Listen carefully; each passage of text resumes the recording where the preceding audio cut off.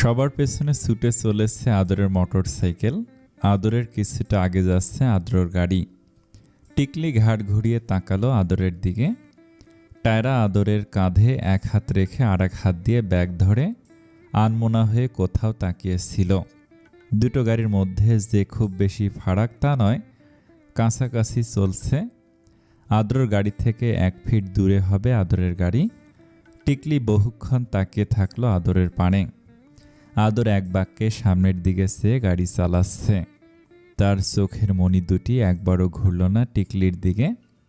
একবার চেয়ে দেখল না এক অপরূপ রমণী তার পানে নিজের অগাধ গহন দুটি চোখ মেলে দিয়েছে। কেন জানি না টিকলি অসহায় হয়ে পড়ল। স্নিগ্ধ চোখ দুটো দিয়ে আদরের পানে তাকেই ভাবল, সে কি রাগ করল? টিকলি চোখ ঘুরিয়ে বিষণ্ণ মনে সামনে তাকালো। মন খারাপের ঝিরিঝিরি বৃষ্টি নেমে গেছে। এই ঝিরিঝিরি বৃষ্টিগুলো জানতে পারল না আদর ঠিক দেখছে দুটি প্রগাঢ় অভিলাষী চোখ তার সাদৃশ্যে তাকিয়ে আছে। টিকলির দিকে সরাসরি না তাকালেও তার মনোযোগ আটকে ছিল টিকলিতে। সে দেখছে টিকলিকে তাকিয়ে থাকতে, কিন্তু কোনো এক চাপা অভিমানে আদরের পুরো দস্তর আর তাকানো হয়ে উঠল না। টিকলি যখন সামনে ফিরে তাকালো, আদর তখন এক নজর টিকলিকে পেছন থেকে ভালোভাবে দেখল। তারপর আবারও মোটরসাইকেল চালানোতে মনোনিবেশ করল। কমলার দিঘি থেকে প্রায় 1 ঘন্টার ব্যবধানে হাতিয়ার শেষ প্রান্ত অর্থাৎ মুক্তারিয়া ঘাটে পৌঁছে গেল ওরা। সেখানে গিয়ে ড্রাইভারদের ভাড়া ও মোটরসাইকেল বুঝিয়ে দিল। মুক্তারিয়া ঘাট থেকে স্পিড বোট বা ট্রলারে করে যেতে হয় বন্দর টিলা ঘাট অর্থাৎ নিজুম দ্বীপের এক প্রান্ত। আদররা স্পিড বোট ভাড়া করল। আদর ব্যাগগুলো একে একে এনে স্পিড বোর্ডে রাখল। স্পিড বোটটা ঘাট থেকে অল্প একটু দূরে, লাফিয়ে উঠতে গেলে পড়ে যাওয়ার সম্ভাবনা আছে। টিকলি হাত বাড়িয়ে দিল আদরের দিকে। আদর সম্পূর্ণ তাকে উপেক্ষা করে ট্রলি ব্যাগগুলো টেনে স্পিড বোর্ডে তুলতে ব্যস্ত হয়ে পড়ল। টায়রা পাশ থেকে তখন চেঁচিয়ে বলল, ভাইয়া হাতটা ধরুন না। আদর সৌজন্য হেসে টায়রাকে হাত ধরে টেনে উঠালো। টায়রা স্পিড বোর্ডে উঠে টিকলির দিকে তাকালো, সাথে বলল, হায় রে, তুই এখনো গাধার মতন তাকিয়ে আসিস, নে ওঠ দেখি। টায়রা হাত বাড়ালো টিকলির, জোরপূর্বক হেসে হাত ধরে উঠে আসলো। বন্দর টিলা ঘাটে পৌঁছাতে সময় লেগেছে মাত্র কয়েক মিনিট। স্পিড বোট চলতে শুরু করতে দেখা গেল পানির ঝলকানি। টিকলি টায়রা পানিতে হাত রাঙালো, ঝাপটালো, আবেশিত হলো। টিকলি আর টায়রা বসেছে পাশাপাশি, ওদের সামনে আদর আর আদ্র বসেছে পাশাপাশি। সামনের দিকে তাকাতেই চারজনের মুখচ্ছবি স্পষ্ট দেখতে পারছে। টিকলি বেশ কিছুক্ষণ তাকিয়ে থাকলো আদরের দিকে, কিন্তু এই কয়েক মিনিটের মাঝে আদর একবারও মুখ তুলে সে দেখল না টিকলির ওই গভীর কূপের দুটো অসহায় চোখে, যে চোখ বলছে আমার অপরাধ কি। অন্যদিকে তখনের পর টায়রার সাথে আদ্রর আর কথা হয়নি। সবার মাঝে এক গোপন অভিমানের পালা চলছে। কিন্তু কেন? কি অর্থ এই অভিমানের? অচেনা অজানা মানুষের সাথে আড়ালে আবডালে অভিমান কি মানায়? অভিমান কি আর যার তার উপর আসে? এই আড়ালে অভিমানটার ওপর থাকে না না বলা এক অধিকার। ওদের চারজনের কি সেই অধিকার হয়েছে? না, হয়নি তো। তবে কেন এই অভিমান? অভিমান যে অনেক দামি, যার তার সাথে করতে নেই, তাকে এই 4 যুবক যুবতী বোঝে না। স্পিড বোট থেকে নামার সময় যথারীতি আদর সবার আগে নেমে আবারও ব্যাগপত্র নিয়ে ব্যস্ত হয়ে পড়ল। টিকলি এবার আর হাত বাড়িয়ে দিল না, কিন্তু সে নামতে হিমশিম খাচ্ছে, ভয় পাচ্ছে, ভাবছে যদি নামতে গিয়ে স্পিড বোট পিছিয়ে যায় তখন তো টিকলি পানিতে পড়ে যাবে। গুরুতর কিছু না হলেও মান সম্মানের ফালুদা হয়ে যাবে। এই তো কাছাকাছি দেখা গেল আদ্রকে। টিকলি গলা ছেড়ে আদ্রকে ডাক দিল। আদ্র এসে নামিয়ে নিয়ে গেল টিকলিকে। টিকলির ডাক ঠিক কর্ণপাত হয়েছে আদরের। তার মনের মোমবাতিটার আলো আর একটু হালকা হয়ে এলো। এর পরের বার বুঝি নিভেই যাবে। মনের মোমবাতির নিভু নিভু আগুনের জ্বলন্ত শিখাগুলো একটাই প্রশ্ন করলো, আমাকে কেন ডাকলেন না টিকলি? টায়রা দাঁড়িয়ে রইল টিকলির পেছনে। আদ্র এসে টিকলিকে নামিয়ে নিয়ে গেল, কিন্তু তার দিকে এক পলক অবহেলায় তাকিয়ে সরে গেল। টায়রাও যে পানি ভয় পায়। সবার ব্যাগ নামিয়ে আদর ভাবনায় বিভোর টায়রাকে বলল, দাঁড়িয়ে আছো কেন টায়রা? এসো, নেমে এসো। আদর হাত বাড়িয়ে দিল। টায়রা হালকা করে হেসে আদরের হাত ধরে নেমে এলো। সব কেমন এলোমেলো হয়ে গেল। এই এলোমেলো ঘটনাগুলোর উৎপত্তি কোত্থেকে হলো তার হদিশ পেল না টিকলির অজ্ঞাত অবুঝ মন। আচ্ছা, এই বিশৃঙ্খল অভিমানগুলোর কারণ কি এবং সূচনা কোথায়? রৌদ্রের ঝাঁজে পুড়ে যাচ্ছে শরীর, চোখ মুখ কুঁচকিয়ে তাকিয়ে দেখতে হচ্ছে চারিপাশ। রোদ থেকে বাঁচতে কপালের ওপর এক হাত রেখে টিকলি প্রশ্ন ছুড়ল, এখন কোথায় যাব? আদর কোনো উত্তর দিল না। ভাইয়ের মুখের দিকে কিছুক্ষণ তাকিয়ে থেকে আদ্র ভাবুক গলায় বলল, এখন এখন হ্যাঁ, এখন আমরা নামা বাজার যাব। এটা এই নিঝুম দ্বীপের মূল বাজার এবং মেন পয়েন্ট বলা যায়। সেখান থেকে আমরা একটা হোটেলে উঠব থাকা খাওয়ার জন্য। আমরা নিঝুম দ্বীপ ঘুরব না এখন? আদ্র হাতঘড়িটা দেখে নিয়ে কপালের উপর আবার হাত রাখল। কানের চিপ দিয়ে ঘাম বেয়ে বেয়ে পড়ল। হলুদ ফর্সা মুখখানা রৌদ্রস্মৃতে হয়ে আছে লাল। আদ্র ক্লান্ত গলায় বলল, সেই কাল বিকেল 3:30 থেকে জার্নি করছি। এখন অলমোস্ট দুপুর হয়ে গেছে। এখন যদি এই ঠাডা পড়া রোদে নিঝুম দ্বীপ ঘুরতে যাই তাহলে একটু মজা পাবো না? তার চেয়ে চলো নামা বাজার গিয়ে একটা ভালো হোটেলে উঠে খাওয়া দাওয়া করে রেস্ট নিয়ে তারপর বিকালে ঘুরব। আদর ধমকে উঠল এই মুহূর্তে, এই তোর সমস্যা কি? এত নাক গলাচ্ছিস কেন? ওদের ঘুরতে ইচ্ছে করলে ওরা ঘুরবে, তারপর যখন ইচ্ছে হবে তখন হোটেল বা রিসোর্ট ভাড়া করে থাকবে। আমাদের এখন যার দরকার আমরা চলে যাব, ওদের টানছিস কেন? ওদেরটা ওরা বুঝে নিবে। তোর অত বক্তব্য দিতে হবে না, আর নিজের মতামত পোষণ করতে হবে না। যার যারটা সে বুঝে নেবে একা। ভাইয়ের বকুনিতে আদ্র একদম শান্ত হয়ে গেল। টায়রা সূক্ষ্ম চোখে কিছুক্ষণ আদরের দিকে তাকিয়ে থাকলো। ক্ষীণকাল উদ্ধার করার চেষ্টা করলো আদরের এই অসময়ের কারণহীন রাগের, কিন্তু কোনো রহস্য উন্মোচন করা গেল না। তার ভোতা মস্তিষ্ক কারণটা ধরতে পারল না। টিকলি কণ্ঠে রাগ মিশিয়ে বলল, আপনি এভাবে কথা বলছেন কেন? আপনার যদি এখন হোটেলে বা রিসোর্টে ওঠেন তাহলে আমরা উঠব, পরে একসাথে নিঝুম দ্বীপ ঘোরা যাবে। আদর কড়া চোখে তাকিয়ে বলল, কেন একসাথে কেন? আমরা এখন হোটেলে বা রিসোর্টে উঠলে আপনারাই বা এখন কেন উঠবেন? আপনারা কি এসেছেন আমাদের ভরসায়? আমাদের সাথে যদি দেখা না হতো তখন কি করতেন?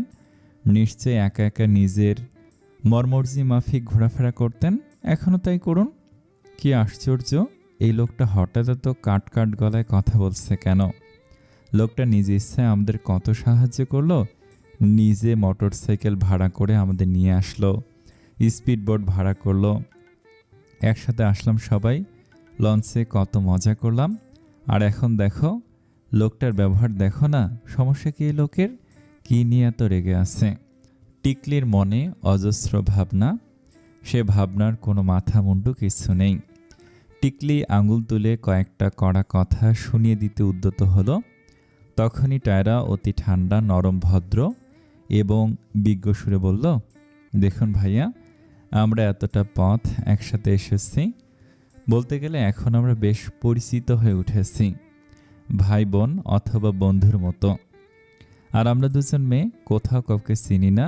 অপরিচিত জায়গায় যদি এই অল্প পরিচিত আপনারা থাকেন তাহলে একটু সেফ ফিল হবে। আদ্র ঘাড়ে হাত রেখে বিড়বিড় করলো, ও মাই গড, এই মেয়ে এত সুন্দর করে কথা বলতে পারে? ভাইয়া এত কড়া কড়া কথা শুনিয়ে দেবার পরও এই মেয়ে এত মিষ্টি সুরে কথা বলছে। ভাইয়ার জায়গায় আমি হলে নিশ্চিত এখনই আমার গলা চেপে ধরে জবান বন্ধ করে দিত। এটা কোনো যুক্তিযুক্ত কারণ হলো না টায়রা, আমরাও তো খারাপ হতে পারি। আদর জবাব দিল, কি যে বলেন ভাইয়া, আপনারা যদি খারাপই হতেন, যদি আমাদের ক্ষতি করে আপনাদের মূল উদ্দেশ্য থাকতো, তাহলে এর আগে অনেকবার অনেক সুযোগ আপনারা হাতছাড়া করে ফেলেছেন। যেমন? আদ্র এবার মুখ ফুটে প্রশ্ন করল। আদর করার চোখে আদ্রর দিকে তাকালো। আদ্র মাথা নিচু করে আবারও কিসব বিড়বিড় করল। বড় ভাই থাকার এই এক জ্বালা, কথায় কথায় শুধু চোখ রাঙানি। টায়ারের আগে টিকলি বলে উঠল, যেমন প্রথম সুযোগ হলো লঞ্চে, একদম সুবর্ণময় সুযোগ। দ্বিতীয় সুযোগ হলো মোটরসাইকেলে, আপনার ইচ্ছে করলে মোটরসাইকেলে করে আমাদের অন্য জায়গায় নিয়ে যেতে পারতেন, মোটরসাইকেলওয়ালাদের কিছু টাকা ঘুষ দিলেই হতো। তৃতীয় সুযোগ কামলার দিঘি, আপনার ইচ্ছে করলে ওই জায়গায় আমাদের ক্ষতি করে ব্যাগপত্র টাকা পয়সা চুরি করে নিয়ে আমাদের একা ফেলে চলে আসতে পারতেন। বীজ কিন্তু একদম জনমানবহীন, নীরব ছিল। আর চতুর্থ, আদর টিকলিকে থামিয়ে দিয়ে বলল, ব্যাস ব্যাস থামুন, তার আগে বলুন আপনি আমাদের চোর বললেন। টিকলি চোখ দুটো বিস্ফোরিত করে ক্ষীণকাল তাকিয়ে থাকলো ড্যাব ড্যাব করে। আদর একটু বিব্রত বোধ করলো, আচ্ছা মেয়েটা এভাবে তাকিয়ে আসছে কেন? আদর কি খুব ন্যাকামো বা অপ্রাসঙ্গিক কিংবা আজাইরা কথা বলে ফেলেছে নাকি? টায়রা এবার নিচু কণ্ঠে জোরালোভাবে বলল, না না ভাইয়া, তা বলেনি। আপনারা আমাদের কি কি ক্ষতি করতে পারেন সেটা লিস্ট দিচ্ছিল। আদ্র চোখ বড় করে বলল, ভাইয়া দেখো। সাথে সাথে টায়রার দাঁত কটমট করে তাকালো। আদ্র দ্বিগুণ চোখ রাঙিয়ে তাকালো। আদর নিজের ব্যাগটা কাঁধে নিতে নিতে বলল, এসো তোমরা সবাই। এই মুহূর্তে আদরের হেল্প নিতে একটু ইচ্ছে করছে না টিকলির। যারা অহংকার করে তাদের টিকলি একদমই সহ্য করতে পারে না। আর আদরের মধ্যে কিছুক্ষণের জন্য হলেও সেই অহংকারের ছাপ পাওয়া গেছে। কিছুক্ষণের জন্য টিকলি আদরের উপর সেই মাস্ক পরা অসভ্য ছেলেটার ছায়া দেখেছে। নেহাত কোনো চেনা জানা নেই, তাই ঠেলায় পড়ে যাচ্ছে, না হলে কখনোই দাম্ভিক লোকের সাথে আর এক পাও বাড়ত না। এদিকে টিকলির চোখটাও ব্যথায় টনটন করছে। ভুরু উপরের কাটা জায়গা থেকে ব্যথা ছড়িয়ে পড়ছে সারা চোখময়। চোখের সে তীব্র ব্যথা আস্তে আস্তে ঘায়েল করছে মাথাও। মাথার সাথে চোখের এই এক অবাক করা গোপন বন্ডিং। বাম চোখ দিয়ে টিকলি সব ঘোলা দেখছিল।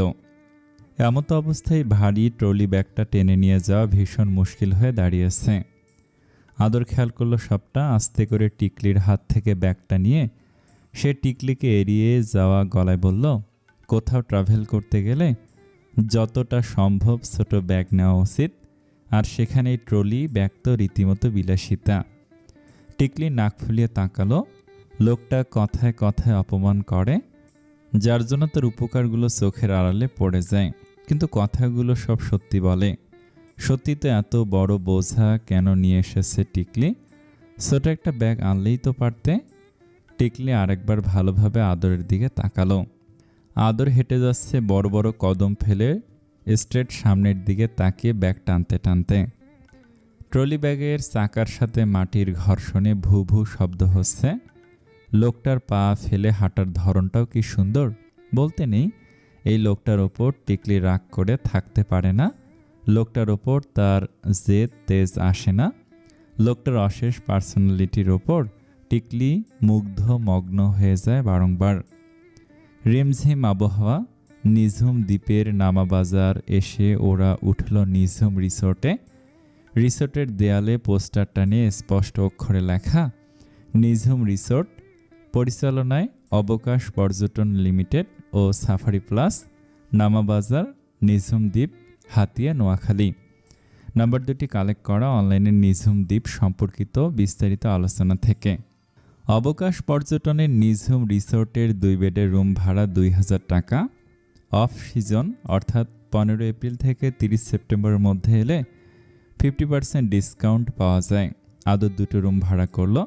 ডিসকাউন্ট দিয়ে 2টো রুম ভাড়া একত্রে পড়ল 2000 টাকা।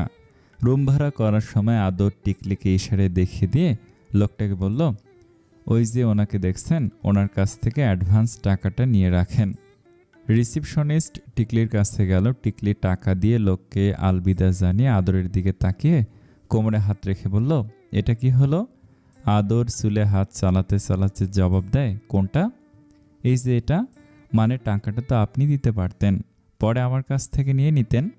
টিকলিকে এড়িয়ে যেতে যেতে আদর বলল, পরে দিলেও দিতে হতো, আর এখনও দিতেই হচ্ছে। বাকির নাম ফাঁকি, কথাটা মনে রাখবেন। আর মোটরসাইকেলের ভাড়া পুরোটা আমি বহন করেছি, সো থাকা খাওয়ার ভাড়া আপনার। টিকলি আদরের পেছন পেছন যেতে যেতে হাত নাড়িয়ে নাড়িয়ে বলল, মোটরসাইকেল ভাড়া আপনার কত পড়েছে শুনি? আমার তো রুম ভাড়া করতে 2000 চলে গেল, খাওয়া দাওয়ার খরচ তো আছেই, বলতে গেলে মোট 3-4 হাজার টাকা খরচ হবে আমার। আদর হাঁটা থামিয়ে পেছন ঘুরে ঠোঁট গোল করে বলল, তো আমারও ভাড়া গিয়েছে অলমোস্ট 3000 টাকার মতো। আমি কি এই ব্যাপারে একটা টু শব্দ করেছি? তবে আপনি ফকিনীর মতো আচরণ করছেন কেন? নিজের দিকে আঙ্গুল তুলে টিকলি মুখটাকে হাঁ করে কিছুক্ষণ তাকিয়ে থাকলো। এরপর বিস্ময়কর কণ্ঠে বলল, আমি ফকিন্নি? আর আপনার মোটরসাইকেল ভাড়া 3000 টাকা গিয়েছে? ফাইজলামি?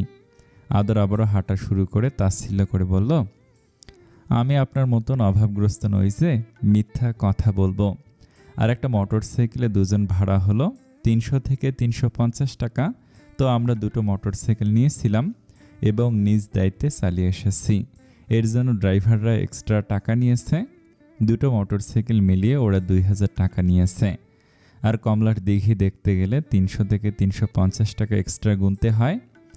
তো এখানে এক্সট্রা 700 থেকে 800 টাকা দিতে হয়েছে। তারপর আপনাকে আমি মেরিন্ডা কিনে দিয়েছিলাম। কমলার দিঘি গিয়ে বাদাম ঝালমুড়ি খেয়েছেন 2 বোন। সব মিলিয়ে 3000 টাকা খরচ হলো না? টিকলি আদরের দিকে তাকিয়ে বলল, আরে ভাই, আপনি আমাকে মিসকিন বললেন? এদিকে তো আপনি সবচেয়ে বড় মিসকিন, অভাবগ্রস্ত ফকির, হতদরিদ্র। হতদরিদ্র একজন মানুষ যে কিনা সামান্য একটা 30 টাকার মেরিন্ডা, 20 টাকার বাদাম আর 40 টাকার ঝালমুড়ি হিসাব করে। আপনি নাকি আবার ডাক্তার। টিকলি বলল, হাতের 2 আঙুল ছোট করে পরিমাণ দেখিয়ে। আদর বলল, যে যেমন তার সাথে তেমনই করা উচিত। এই রিসোর্টগুলো যে একদম আহামরি সুন্দর টাইপ তেমন না, একদম বিরাট জাঁকজমকপূর্ণ লাক্সারি রিসোর্টও না। রিসোর্ট মানে বোঝা যায় অনেক এক্সপেন্সিভ, আড়ম্বরপূর্ণ, কিন্তু এখানে তার বালাই নেই। নামি রিসোর্ট, খুব স্বাভাবিক একটা আবাসিক হোটেলের মতো। দেয়ালে পেস্ট রং করা, স্টেনওয়ালা কমদামি খাট, ফুলতোলা লাল কমলা বিছানার চাদর, অ্যাটাচ বাথরুমের কালো রঙের দেয়াল। সমস্যা হলো এখানে দিনে বিদ্যুৎ থাকে না। 1-2 ঘন্টা পর পর 30 মিনিটের মতো বিদ্যুৎ আসে। আদ্র টায়রা ঘরগুলো দেখতে চলে এসেছিল আগেই। টায়রা পুরো ঘরটা দেখে নাক উঁচুতে তুলল, বিড়বিড় করে বলল, নামি রিসোর্ট। ওদের রুম দুটো পাশাপাশি। আদ্র খানিক চিন্তা করলো কোন ঘরে ঢুকবে। এরপর সে সিদ্ধান্তে আসলো যে বাম পাশের রুমটায় যাবে। আদ্র যখন বাম পাশের রুমে ঢুকতে গেল, দুর্ভাগ্যবশত টায়রাও সেই রুমে ঢুকতে গেল। দুজন দুজনের সাথে হালকা ধাক্কা খেয়ে থেমে গেল। এরপর টায়রা গেল ডান পাশের ঘরে, আদ্রও যেতে নিল। এরপর দুজনে আবার বাম পাশের রুমে ঢুকতে গেল। পরিশেষে আদ্র বিরক্ত হয়ে বলল, আরে দাঁড়ান তো, হয় নিজে যান, না হয় আমাকে যেতে দিন। টায়রা হাত ভাঁজ করে দাঁড়িয়ে বলল, আপনার যাওয়ার দরকার, আপনি যান, আমি পরে যাব। সবসময় শুধু ঘাটতেরামি বলে আদ্র ডান পাশের ঘরে ঢুকে পড়ল। বাইরে থেকে টায়রা গলা উঁচিয়ে বলল, দয়া করি আপনার কপাল একটা মহা ঘাইরা জুটুক, যাতে আপনার জীবনটা তেনা তেনা করে দেয়, আমিন। দূর হয় এখনই, ভেতর থেকে চেঁচিয়ে জবাব দিল আদ্র। খাওয়ার পর্ব শেষ করে ক্লান্ত শরীরটা বিছানায় এলিয়ে দিতে ঘুমের দেশে পাড়ি জমালো 2 বোন, যার কারণে তাদের আজ আর কোথাও ঘুরতে যাওয়া হলো না। প্রায় যখন সন্ধ্যা, তখন অন্ধকার হয়ে আসা ঘরটাতে মশার কামড় খেয়ে জেগে উঠল টিকলি। কারেন্ট নেই, বাইরের দিনের আলো হালকা হয়ে আসছে দেখে টিকলি একটা হতাশ নিঃশ্বাস ফেলল। টায়রাকে 2-1 ডাক দিল। টায়রা বিরক্তির ঘুম ঘুম কর্কশ কণ্ঠে বলে উঠল, কি হয়েছে বল? টিকলি রাগীস্বরে বলল, 1 চটকানা খাবি? এত খারাপ হইতেছিস কেন দিন দিন? মুখের ওপর থেকে হাত সরিয়ে আধো আধো চোখ মেলে টায়রা বলল, এই কথা বলার জন্য আমার এত সুন্দর ঘুমটা ভাঙাইলি? না, বাইরে দেখ, তোর ঘুমের জন্য 12টা বেজে গেছে। টায়রা নিজের স্মার্টফোনটা হাতড়িয়ে বালিশের আশেপাশে খুঁজল। ফোন খুলতেই দেখা গেল 6:30 বাজে, আর কয়েক মিনিট পর মাগরিবের আজান দিবে। টায়রা লাফিয়ে বিছানায় উঠে বসল, মুখে হাত দিয়ে বিড়বিড় করে বলল, ও মাই গড, এত ঘুমিয়েছি। এরপর টিকলির দিকে কটমট দৃষ্টিতে তাকিয়ে বলল, আমার ঘুমের জন্য 12টা বাজছে তাই না? আর তুই কি করতেছিলি? আমি তো তোর দেখা দেখি ঘুমাচ্ছিলাম। শর্ত আবাল, চোখের সামনে থেকে সর, তোর জন্য আজকে ঘুরতে যাওয়া হলো না, আবার কাল সকাল অবধি ওয়েট করতে হবে। যত দোষ নন্দ ঘোষ। তারা ওয়াশরুমের দিকে পা বাড়াতে বাড়াতে আস্তে আস্তে বলল, ওরা তো একবার ডাকতে পারতো, আর আদর ভাইয়ের কাছে তো তোর নাম্বারও আছে। টায়রা আস্তে বাস্তুগুলো কর্ণপাত হলো টিকলির। শুধু কর্ণপাতই হয়নি, একদম বুকের গভীরে ঢুকে গিয়ে তারা বিক্ষুব্ধ যুদ্ধ ঘোষণা করছে। আর এই বিক্ষিপ্ত যুদ্ধের কারণ হলো টিকলির অবচেতন মন, যেই মনকে টিকলি নিজে বুঝে উঠতে পারছে না, যেই মন অভিমান করে বলছে, সত্যি তো আদর সাহেব কোনো একটা ফোন দিলেন না, তার কাছে তো আমার নাম্বার ছিল। বিকেলবেলা আদর ও আদ্র রেস্ট নিতে নিতে ঘণ্টাখানেকের জন্য ঘুমিয়ে গিয়েছিল। ঘুম থেকে উঠে দেখে বিকাল 5টা বাজে। এই সময় ফ্রেশ হয়ে রেডি হয়ে ঘুরতে যেতে যেতেই সন্ধ্যা হয়ে যাবে, তাই আর যাওয়া হয়নি। আদরও টিকলি টায়রাকে ডাক দেয়নি। শুধু ওরা দুই ভাই মিলে বিকালের দিকে নামা বাজার ঘুরে ঘুরে দেখেছে। রাত তখন বাজে 8টা। এখানে সন্ধ্যার পর থেকে রাত 10:30 পর্যন্ত জেনারেটর দিয়ে বিদ্যুৎ পাওয়া যায়। এছাড়া সারা রাত লাইট ইউজ করা যায় সোলার প্যানেল থেকে। আদর রিসোর্টের পেছনে অল্প খালি জায়গাতে দাঁড়িয়েছিল। মোবাইল হাতে নিয়ে গেল কন্ট্রাক্ট লিস্টে। উদ্দেশ্য ওর অ্যাসিস্ট্যান্ট তমালকে ফোন দেয়া। টি দিয়ে সার্চ দিতে সবার সামনে ভেসে উঠল টিকটিকি নামে সেভ করা একটি নাম্বার। আদর কয়েক সেকেন্ড গভীর মনোযোগে নাম্বারটার দিকে তাকিয়ে থেকে পর মুহূর্তে কল লাগালো তমালকে। তমালের সাথে কিছু জরুরি কথাবার্তা শেষ করে ফোন রাখতে আবারও চোখ গেল টিকটিকি নামের সে নাম্বারটিতে। আদর ডায়াল করলো, পর মুহূর্তে আবারও কেটে দিল। ফোনটা পকেটে রাখতে গিয়েও পকেট থেকে আবার বের করে টিকলির নাম্বারটায় ফোন থেকে ডিলিট করে দিল। মিনিট 5 পূর্ণিমা চন্দ্র আকাশের দিকে তাকিয়ে থেকে আদর চলে যাওয়ার উদ্দেশ্যে পা বাড়ালো। ঘুরতেই দেখা হলো টিকলির সাথে। অনাকাঙ্ক্ষিত বশত টিকলিও হকচকিয়ে গেল। আদর প্রশ্ন করলো, আগে আপনি? ভেতরে নেট পাচ্ছিল না, তাই আর কি। কি সিম ইউজ করেন? বাংলা লিঙ্ক। ও, সম্ভবত এখানে শুধু গ্রামীণ ফোন আর রবির নেট পাওয়া যায়। Not sure.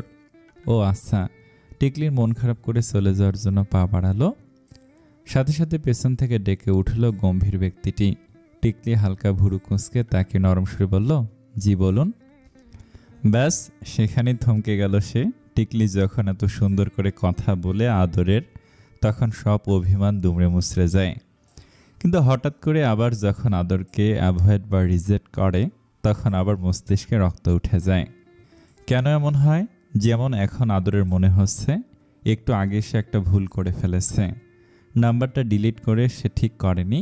আবার হয়তো কিছুক্ষণ পর টিকলির কোনো ব্যবহার তার ভালো না লাগলে সে আবার ভাববে ডিলিট করেছে, বেশ করেছে। আদর গলা খাকারি দিয়ে প্রশ্ন করে, চোখের ব্যথা কমেছে? টিকলির কুঞ্চিত ভুরুযুগল সোজা হয়ে তাকালো। নরম হয়ে গেল চোখের চাহনি। শীতল বৃষ্টি বৃষ্টি গন্ধ বাতাসে শরীর তপ্ত হয়ে যায়। স্রোত শীতিনীতে ভেসে যায় মন, ভিজে যায় হৃদয় পাটাতন। কিন্তু এই স্রোত শিনীতে ভাসতে ভাসতে হঠাৎ স্রোতশূন্য হয়ে পড়ে সে। তখন নিজেকে বড্ড নিষ্প্রয়োজন বলে মনে হয়। অভিমান জমে যায় বুকের গহীনে। হিমশীতল হাওয়া ক্রমেই উষ্ণ গরমে পরিণত হয়। ভালো লাগে না তখন টিকলির। আদরের তার প্রতি উদাসীনতা এবং ছন্নছাড়া ভাব তার একদম ভালো লাগে না। এই যে এখন কি সুন্দরভাবে খোঁজ নিচ্ছে, কিন্তু একটু পর ঠিক আবার টিকলিকে ইগনোর করবে, যেমনটা করে আসছে সেই কমলার দিঘি থেকে। টিকলি বুঝে পায় না একটা মানুষের দুটো রূপ কি করে থাকতে পারে, এই কেয়ারিং তো এই ইগনোরিং। টিকলি কানের পাশে চুলগুলো গুছে দিয়ে হালকা গলায় বলল, জি কমেছে। আদর টিকলির থেকে চোখ সরিয়ে আবারও আকাশের পানে তাকালো, বলল, ও, মলমটা ঠিকমতো লাগালে আস্তে আস্তে দাগও মিশে যাবে। টিকলি মাথা নাড়ি হুম বলল। এরপর কৌতূহল নিয়ে প্রশ্ন করল, আকাশে কি দেখেন? আদর টিকলির দিকে তাকিয়ে ঠোঁটের কোণ ঠাসায় হাসি টেনে বলল, তারা দেখি। তারা প্রতিদিন দেখেন? জানেন, আমি না শুকতারা জমিয়েছি। যাহ, শুকতারা আবার জমানো যায় নাকি? আদর হাসে, বলে, যায় তো। এই যে আমার বুকের ডান পাশে শুকতারা রেখেছি। কেন রেখেছেন? যাতে অসময়ে হঠাৎ করে কাঙ্ক্ষিত মানুষটা এলে আর কিছু দিতে না পারলেও এই শুকতারা যেন দিতে পারি। কাঙ্ক্ষিত মানুষ? টিকলি অবাক গলায় প্রশ্ন করে। কাঙ্ক্ষিত মানুষ এমন মানুষ যে আমার শুকতারা কিনতে চাইবে? শুকতারা বেচা কেনাও যায় বুঝি? না, শুধু জমানো যায়, কেনা যায়, বেচা যায় না। তাই? আচ্ছা, কেন কিনতে চাইবে? টিকলির বাস্তব প্রশ্ন শুনে আদর মুচকি হেসে উত্তর দিল, কারণ সে যে কাঙ্ক্ষিত মানুষ, তাই। আদর আবার বলল আত্মমগ্ন গলায়, শুকতারা যত্ন করে নিজের বুকের ডান পাশটা রাখার জন্য আমার বুকের ডান পাশ থেকে কেড়ে নিবে। কারণ সে ভাববে শুকতারা আমার কাছে ভালো নেই, একাকিত্ব বোধ করছে, তার একটা সঙ্গী দরকার, আর সেই সঙ্গিনী হবে সে। কেন সঙ্গ দিবে? কারণ সে যে হবে এক বিরলতম রঙিন প্রজাপতি, যার পাখায় থাকবে শুকতারার রং, ভালোবাসার রংমহলের ওয়াচ টাওয়ার, যার কাছে গেলেই আমি দেখতে পারবো আমার পুরো ভালোবাসাময় শুকতারার বাগান। শুকতারা জলজল করতে করতে জানান দিবে সেই কাঙ্ক্ষিত মানুষটির নাম নিঝুম দ্বীপ, বাংলাদেশের নোয়াখালী জেলার হাতিয়া উপজেলার অন্তর্গত বঙ্গোপসাগরের বুক চিরে ওঠা ছোট্ট একটি ভূখণ্ড। 2009 সালের 8 এপ্রিল বাংলাদেশ সরকার পুরো দ্বীপটিকে জাতীয় উদ্যান হিসেবে ঘোষণা করে। সৌন্দর্যের অপার শোভনীয় এই নিঝুম দ্বীপ একদম শান্তশিষ্ট নিরিবিলি প্রকৃতির লীলাময় ভূমি। প্রায় 14,050 একর আয়তনের এই দ্বীপটির বিভিন্ন সময় হরেক রকমের নাম ছিল। কখনো ইসামতির দ্বীপ, তো কখনো বাইলার ডেল বা বালুয়ার চর, অথবা চর ওসমান। সবশেষে দ্বীপটি একদম নীরব নিস্তব্ধ হয়, এর নাম হয় নিঝুম দ্বীপ। নিঝুম দ্বীপের একটি বিখ্যাত স্থান হলো চুয়াখালী বন। এছাড়া রয়েছে চুয়াখালী বিচ, নিঝুম দ্বীপ জাতীয় উদ্যান, কমলার চর, Uparbazar sea beach, Namabazar sea beach, Chowdhury খাল, কবিরাজের চর, কুমারী সি বিচ, চর কুকরিমুখরি ইত্যাদি। বেলা 7টায় ওরা 4 জন এসে পৌঁছালো চুয়াখালী বন। উদ্দেশ্য বনে হরিণ দেখা। সিএনজি এর পেছনে বসে ছিল টিকলি এবং টায়রা, সামনে ড্রাইভারের সাথে বসে এসেছে আদর এবং আদ্র। বেলা 7টায় রোদ উঠছে চনমনা।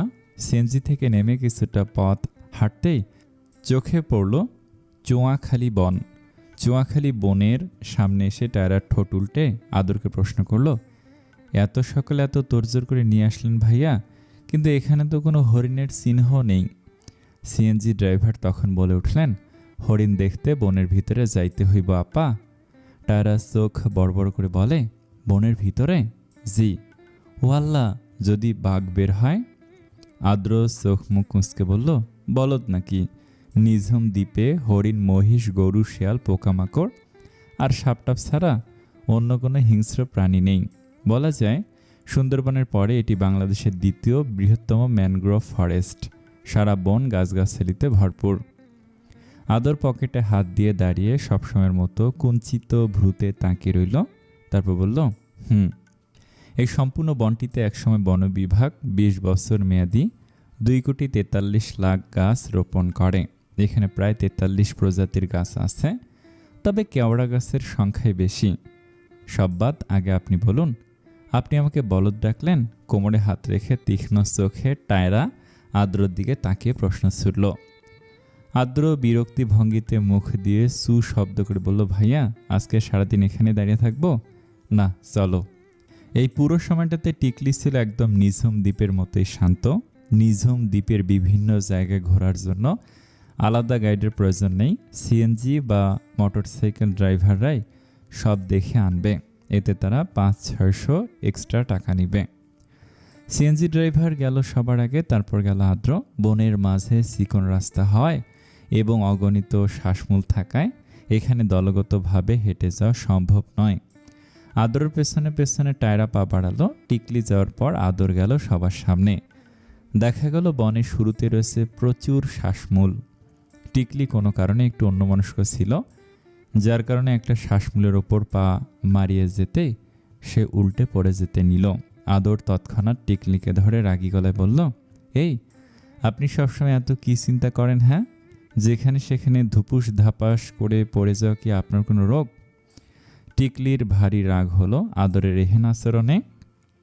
একটা টু শব্দ না করে সে সাবধানে পা ফেলে বনের ভেতর চলে গেল। সকাল থেকে টিকলির প্রতি প্রচণ্ড রাগ হয়ে আছে আদরের। আদর বলেছিল 5টায় ঘুম থেকে উঠে রেডি হয়ে থাকতে, তারা 5:30টার মধ্যেই বেরোবে, কেননা যত ভোরবেলায় আসা যাবে এই বনে তত কাছ থেকে হরিণের দেখা পাওয়া যাবে। কিন্তু তারা ঘুম থেকে উঠেছে 6টায়, এই বেলায় হরিণ দেখা যাবে কিনা তার কোনো নিশ্চয়তা নেই। যদি হরিণ দেখা না যায় তাহলে এই চুয়াখালী বনে আসাটি বৃথা। তাই সিএনজিতে ওঠার সময় আদর কিছু কটু কথায় শুনিয়ে ফেলেছিল টিকলিকে। টিকলির যাওয়ার পানে তাকে আদর এবার একটু জোরে জোরে বলল, এত রাগ কেন? একে তো নিজে ভুল করেছে, তার ওপর আবার আমার সাথে রাগ দেখানো হচ্ছে। এই বনে যেতে হবে একদম নির্বিচ্ছিন্ন নীরবতা পালন করে। একটু কোলাহল করলে এখানে হরিণের দেখা পাওয়া মুশকিল। আদররাও সবাই এগোচ্ছিল পিনপিন নীরবতা বজায় রেখে। বনের যত গভীরে যাওয়া যাচ্ছে এর সৌন্দর্য তত বৃদ্ধি পাচ্ছে। বলতে গেলে নিঝুম দ্বীপের প্রকৃতি কোনো অংশে সুন্দরবনের চেয়ে আলাদা নয়। প্রায় 70 দশকের দিকে বন বিভাগ থেকে পরীক্ষামূলকভাবে এই বনে 4 জোড়া হরিণ ছাড়া হয়েছিল। 1996 সালে হরিণ শুমারির মতে এখন বনের হরিণ সংখ্যা প্রায় 22,000। কিন্তু বনের ভেতর প্রায় 1 ঘন্টা ঘুরঘুর করেও কোনো হরিণের দেখা না পেয়ে ওরা সবাই হতাশ। সিএনজি ড্রাইভারটির কাছ থেকে জানা গেল, ক্রমাগত বন উজাড়ের ফলে এবং গাছ কাটার ফলে এখানে হরিণের সংখ্যা কমে গেছে। এছাড়া সরকারের সঠিক রক্ষণাবেক্ষণ সংস্কারের অভাবে এবং হরিণ শিকারের ফলে বনে হরিণের দেখা পাওয়া দুষ্কর। তবুও দেখা পাওয়া যেত যদি আপনারা খুব ভোরে আসতেন। ভোরের আলো ফুটেছে এমন সময় এলে বনের সামনের দিকটাতে হরিণ দেখা পেতেন। আদর দাঁত কিরমিরিয়ে করে টিকলির দিকে তাকে বলল, শুনেছেন নাকি এখনও রাগ দেখাবেন? দেখান না দেখান। এবার ড্রাইভারের ওপর থেকে মুখ ফিরিয়ে নিয়ে হন হন করে চলে যান, পারেন তো এই একটা কাজই। টিকলি তবুও আদরের সাথে কথা বলল না, গাল ফুলিয়ে দাঁড়িয়ে থাকলো এক কোনায়। ওর যখন কারোর সাথে ভালো লাগে না বা তখন খুব বেশি চুপচাপ থাকে সে। আর সেই থমথমে মুখটাই জানান দেয়, আমার মন খারাপ, আমার সাথে কথা বলতে এসো না। আদর কিছুক্ষণ ক্রোধ নিয়ে কিন্তু আচ্ছন্নতা ভরপুর দৃষ্টিতে তাকিয়ে থাকলো টিকলির দিকে। আস্তে আস্তে রাগ শীতল হয়ে এলো। গরম চাহনি নরম হয়ে প্রকাশ পেল চোখের পাপড়িতে। শ্যামল মুখশ্রী এই রোদের সকালে ভ্যাপসা গরমে হয়ে উঠেছে ক্লান্ত। আরও আধ ঘন্টা বনের ভেতর ঘুরঘুর করার পর যখন শ্বাসমূল অসংখ্য গাছগাছালি, মেঠো পথে ছিপছিপে কর্দমাক্ত ভূমি এবং পাতার ফাঁকফোকর দিয়ে অনুমতি না নিয়ে ঠিকরে চলে আসা সূর্যের আলো ছাড়া আর কিছুই পাওয়া গেল না, তখন শরীর ছেড়ে দিয়ে একটা উপুর হয়ে হেলে পড়ে যাওয়া গাছের ওপর বসে নিস্তেজ গলায় টায়রা বলল, আমি আর হাঁটতে পারবো না আল্লাহ। কতটা পথ হেঁটে এসেছি, অলমোস্ট 1 থেকে 1.5 ঘন্টা। এই আবার এতটা সময় হেঁটে যেতে আমি আর পারবো না। টায়রা হাঁপানো গলায় বলল। টিকলি ছিল ভীষণ শান্ত। মন খারাপের কোনো প্রতিচ্ছবির রেশ তার মুখে নেই। তার মুখমণ্ডল ভীষণ শক্ত এবং দৃঢ় অনুভূতি শূন্য শরীর নিয়ে সে পুতুলের মতো হেঁটে চলেছে অবিরাম, অন্তহীন। নেই কোনো ক্লান্তি, শ্লেষ এবং হয়রান। খুব ঠান্ডা মেজাজ। বলেছিলাম টিকলি ঠান্ডা মেজাজের রাগী। এই যেমন সে একদম সাপের ন্যায় ঠান্ডা হয়ে আছে, একদম চুপচাপ, তেমনি কারোর সাথে এখন একটা কথা পর্যন্ত বলেনি। টিকলি রোবটের মতো সাইড ব্যাগ থেকে একটা পানির বোতল বের করে টায়রার হাতে দিল। টায়রা পানি নিয়ে ঢকঢক করে খেতে খেতে টিকলির দিকে আর চোখে তাকালো। টায়রা ধরতে পেরেছে হয় টিকলির মন খারাপ, নয়তো সে ভয়ানকভাবে রেগে আছে। অন্যদের মতো রাগ হলে গিজ গিজ করা তার স্বভাব নয়, টায়রা খুব ভালো করে জানে। সাথে এও জানে এখন টিকলিকে প্রশ্ন করলে কোনো উত্তর পাওয়া যাবে না। টায়রা আর কথা বাড়ালো না, কিছুক্ষণ বসে রইল গাছের ওপর, বনের ঠান্ডা বুনো ফুলের গন্ধে মিশে থাকা বাতাসের পাতলা আবরণের সাথে। আদর বার কয়েক গভীর চক্ষুদয় মেলে দেখছে শান্ত সেই রমণীকে। রমণীর হঠাৎ নীরব হয়ে যাওয়ার কারণ উদ্ঘাটন করতে কিছুক্ষণ চিন্তিত ছিল সে। কাল রাতেও এই শান্ত মেজাজের রমণীর সাথে তার খুব সুন্দরভাবে কথা বলা হয়েছে, কিন্তু সকাল হতে না হতে আদর কি একটা বলল না বলল, এরপর থেকে মহারানী মুখে কুলু পেটে বসে আছেন। কাহিনী কি? রাতের কথা মনে করতেই মনে পড়ল এক গুরুত্বপূর্ণ কথা। কাল রাতে আদর চেতন থেকে অবচেতনভাবে মনের খুব গভীর কুঠিরে থাকা এক কুঠিয়ালের গোপন গল্প ফাঁস করে দিয়েছে। কুঠিয়ালের কিছু না থাকলেও তার কাছে ছিল অধিক মূল্যবান কিছু। তার কাছে ছিল প্রতিদিনের সন্ধ্যায় জমিয়ে রাখা পশ্চিম আকাশের শুকতারা, যে শুকতারার কথা সে কুঠিয়ালের আপন মন ছাড়া আর কেউ জানত না। সেই শুকতারা নিয়ে দেখা শত শত স্বপ্নের কথা বলে ফেলেছে এই মহারানীকে। মহারানীর রাজ্যে নিতান্তই কুঠিয়াল একজন সামান্য প্রজা। এই সামান্য প্রজাকে কি মহারানী পাত্তা দিয়েছে, নাকি প্রজার সকল দুঃখ কষ্ট শুনে সে ব্যঙ্গাত্মক করেছে? কিন্তু মহারানীর তো এমন আচরণ শোভা পায় না। সে তো আর রাক্ষসী মহারানী না। কুঠিয়াল জানে এই মহারানী কোমল প্রাণ নীতিবাদী এক নারী। তবে কেন প্রজার উপর থেকে মুখ ফিরিয়ে নিল? প্রজার সকল দুঃখ কষ্ট শুনে কি মহারানী তাকে পাগল মনে হয়েছে, বা অহেতুক পাগলের প্রলাপ মনে হয়েছে, যার কারণে মহারানীর এই তুচ্ছ ব্যবহার? ইস, কুঠিয়ালটা না বড্ড অবুঝ। তার সরল মনটা বুঝি একটু বেশি সরল। আর এই সরল মনের সকল কাহিনী এবং দুর্বলতা ধরতে পেরে যদি মহারানীর এই তুচ্ছ ব্যবহার হয়, তবে কুঠিয়াল কখনো মহারানীর সাথে আর বাক্য বিনিময় করবে না। বনের ঠিক মাঝখানে একটু পুকুর রয়েছে। সেই পুকুরে হরিণেরা জল খেতে আসে। সেইখানে গেলে হরিণের দেখা পাওয়া যেতে পারে। প্রায় আরও আধা ঘন্টা হেঁটে পুকুরের কাছাকাছি আসার পর দেখা গেল মেঠো পথে হরিণের পায়ের ছাপ। পুকুরের সামনাসামনি যাওয়ার পর দেখা গেল 4-5টা হরিণ একসাথে জল খাচ্ছে। তারা তো দেখে লাফিয়ে উঠল, চিৎকার করে উঠে বলল, এস, পেয়েছি ফাইনালি। হায় রে হরিণ, এই তোকে দেখার জন্য পাক্কা 2 ঘন্টা হেঁটে এসেছি। কি খেলা দেখালি রে তুই? মানুষজনের আওয়াজ পেয়ে হরিণগুলো পুকুরের পানি থেকে মুখ উঠিয়ে ওদের দিকে তাকিয়েছে। আদর আস্তে আস্তে বলল, এই মেয়ের জ্বালায় শেষ মুহূর্তে এসে বুঝি হরিণগুলোকে পেয়েও হারিয়ে ফেলব। হরিণগুলো অবাক স্থির চোখে তাকিয়েছিল। পুকুরের পানি খাওয়া বন্ধ করে ওরা মুখ তুলে তাকিয়েছে ওদের 5 জনের দিকে। চারিপাশে সবুজ কেওড়া গাছের অরণ্য, মাঝখানে অথই জলের নির্জন নীলাদ্রি রূপময় পুকুর, যার একপাশে পানি পান করছে 4-5টা হরিণের দল। উপরে বিশাল বিস্তৃত নীল সাদা আকাশ। হঠাৎ হঠাৎ নির্জন পরিবেশ কাঁপাচ্ছে পাখিদের আনাগোনা। হরিণগুলো এমন নীরব দর্শক হয়ে তাকিয়েছিল যেন ওরা স্ট্রোক করেছে কিংবা তবদা খেয়েছে। হরিণদের সাথে স্ট্যাচু হয়ে দাঁড়িয়েছিল ওরা সবাই, হাত পা নড়াচড়া বন্ধ, মুখে টু শব্দটি পর্যন্ত নেই। বেশ কিছুক্ষণ পর আদর খুব আস্তে গলায় বলল, আদ্র, ছবি তোল, ছবি তোল। ক্যামেরা কি তোর গলায় ঝুলিয়ে রাখার জন্য? আদ্র ক্যামেরা বের করলো। টিকলি অল্প একটু এগিয়ে গিয়ে সেলফি তুলল। এমনভাবে তুলল যে পুরো পুকুর এবং সাথে পুকুরের ওই পারে হরিণের পালকে দেখা যাচ্ছে। ছবির এক কোণায় টিকলির মুখচ্ছবি। আদর নিজের ফোনে হরিণের ছবি তুলতে এগিয়ে গিয়েছিল। টিকলির পিছনে দাঁড়িয়ে হরিণের ছবি তুলছে। টিকলি নিজের ফোন ক্যামেরায় ক্লিক করতে অজানা এক সুশোভন চমৎকার ছবি তুলে ফেলল। ছবিটির এক কোণায় দেখা যাচ্ছে আদরকে এবং আরেক কোণায় টিকলিকে, মাঝখান দিয়ে দেখা যাচ্ছে পুকুর গলিয়ে হরিণের পালকে। টিকলি অপ্রস্তুত হয়ে পড়ে, কিছুক্ষণ তাকিয়ে রইল অনাকাঙ্ক্ষিত ছবিটির দিকে।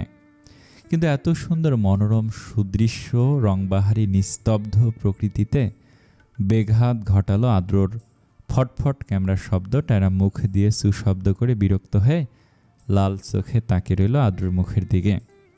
হরিণের পালগুলো ছুটে চলে গেল বনের ভেতর। আদ্র টায়ারের দিকে তাকিয়ে ছন্নছাড়া গলায় বলল, হোয়াট? ক্যামেরার শব্দ হলেও কি আমার দোষ নাকি?